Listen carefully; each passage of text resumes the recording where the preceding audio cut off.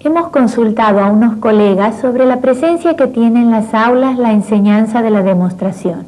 Bueno, algo habíamos mencionado previamente con respecto a los razonamientos deductivos. Son la gran clave, eso es hacer matemática. Lo que distingue una matemática de la actual escuela primaria con respecto a la de escuela secundaria es poder llegar a demostraciones. Será en la escuela media que el chico va a llegar a estas nociones, donde va a estar en otra etapa muy distinta. En esta etapa él lo logra ya. Por eso es que la gran mayoría de las demostraciones que pongo al principio de una escuela media, las pongo para demostrar por la negativa. Y esa demostración se llama contraejemplo. La presencia en los cursos, yo lo dije en el párrafo anterior, es indudable, ¿no? Porque lo contrario sería no hacer matemática. Pero tener una matemática desprendida de demostraciones sería transformar a la matemática, que es una ciencia formal, una ciencia que reina en la mente de la gente y no en la realidad, se transforma en la física, en la química. Dentro del vasto campo de razonamiento matemático, es posible establecer una elección didáctica de los procedimientos a enseñar a los alumnos de este ciclo. Por eso, señalamos los siguientes contenidos de los contenidos básicos comunes. Uso y explicación del valor del contraejemplo para rebatir generalizaciones y conjeturas. Elaboración de proposiciones de la forma sí, entonces, distinguiendo premisas de conclusiones. Realización de demostraciones matemáticas sencillas y detección de inconsistencias en el razonamiento matemático propio o ajeno. Se pueden distinguir dos sentidos en una demostración: demostrar para convencer a otros y demostrar para comprender. En el primer caso, queremos convencer a otros de la verdad de una proposición, es decir, respondiendo a la pregunta, ¿es verdad tal enunciado? Es lo que ocurre en el ejemplo del triángulo ABC, en donde J es el punto medio del lado AB. Y la pregunta sería, ¿es verdad que los triángulos AJC y BJC tienen la misma área?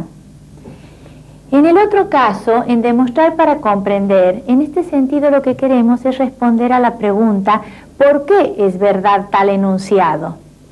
Tendríamos el ejemplo, dos paralelogramos ABCD y DCFE con un lado común DC, y la pregunta sería ¿por qué AB es paralelo a EF? En el primer sentido, la demostración se propone como un instrumento de prueba en la resolución de problemas. Claro que no a todos los alumnos le van a dar el sentido de encontrar una argumentación que no pueda ser rebatida. Esto ya va a depender de cada uno. Es preciso explicitar también de qué concepción de demostración partimos. Un discurso argumentativo tiene el objetivo de provocar la adhesión de aquellos que lo escuchan, pero no aporta pruebas. Y el encadenamiento de proposiciones hace referencia a una lógica espontánea. No funciona bajo los principios de la deducción lógica. Su valor es una cuestión de grado. Un argumento es más o menos fuerte. Una demostración, por el contrario, debe cumplir dos condiciones. Por un lado, debe respetar ciertas reglas. Un cierto número de enunciados se consideran verdaderos, que llamamos axiomas, y otros se deducen de ellos o bien de otros demostrados precedentemente utilizando las reglas de deducción de la lógica formal, por ejemplo, el modus ponens. Por otro lado, los objetos matemáticos sobre los que operan estas reglas tienen un estatus teórico, no pertenecen al mundo sensible, aunque hagan referencia a él. Demostrar la verdad de una proposición requiere de la deducción que la independiza de la experiencia y la torna universal. Y con respecto a la expresión escrita de las demostraciones, los contenidos básicos comunes se expresan. El razonamiento deductivo no está necesariamente ligado a una presentación formal del mismo, y en este nivel no es necesaria esa presentación. ¿Qué instrumentos usan los alumnos para convencerse y para convencer a otros de la validez de un resultado? Según las exigencias de la situación, producirán diferentes pruebas, aunque no usen una demostración. Nos estamos refiriendo aquí al significado de prueba como razones que lo conduzcan a asegurar la verdad de su afirmación. El origen de muchas dificultades de los alumnos para demostrar está en algunas de sus concepciones en relación a las reglas válidas. Muchos creen, por ejemplo, que se puede decidir la validez por opinión de la mayoría.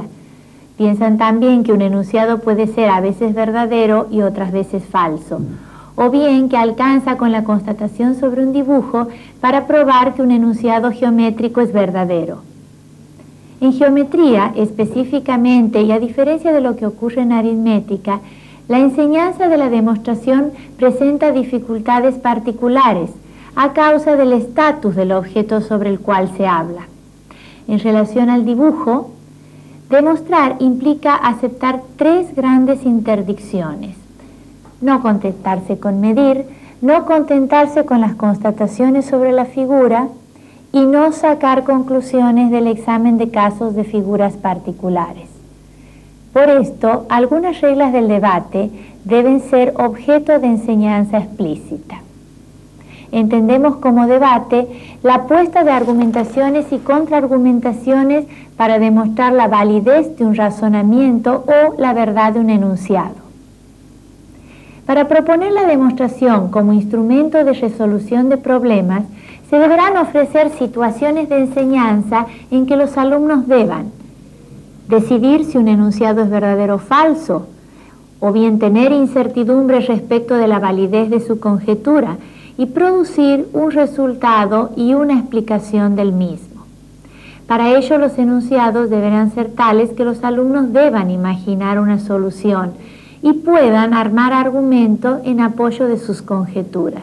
Para llevar adelante esta clase debiera haber algún encuadre, por ejemplo, una competencia en grupos que los incite a tener que asegurar la validez de una conjetura producida. También es conveniente que los alumnos puedan debatir sin que se les induzca el método de trabajo ni la validez del resultado, y luego el docente retiene las explicaciones, correctas o no.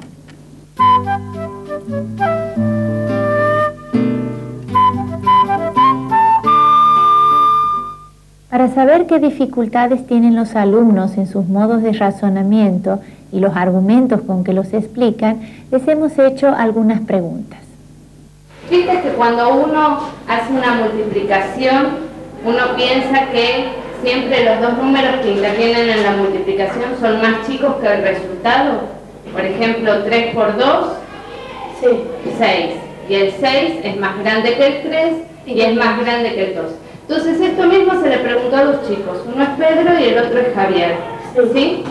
Pedro dijo que cuando hizo la cuenta 3,5 por 2 le dio 7, sí. Y el 3,5 es más chico que el 7 y el 2 es más chico que el 7. Exacto. ¿Sí? Pero Javier dijo que 4 por 0,1 es igual a 0,4. Y 0,1 es más chico que 0,4, pero 4 es más grande que el resultado. Entonces vos lo que nos tenés que contar es cuál de los dos tiene razón, si los dos tienen razón y por qué. ¿Se entendió? Acá Pedro dice que el resultado siempre es más grande que los números. Claro. Y Javier dice que le dio un ejemplo que no. ¿A vos qué te parece?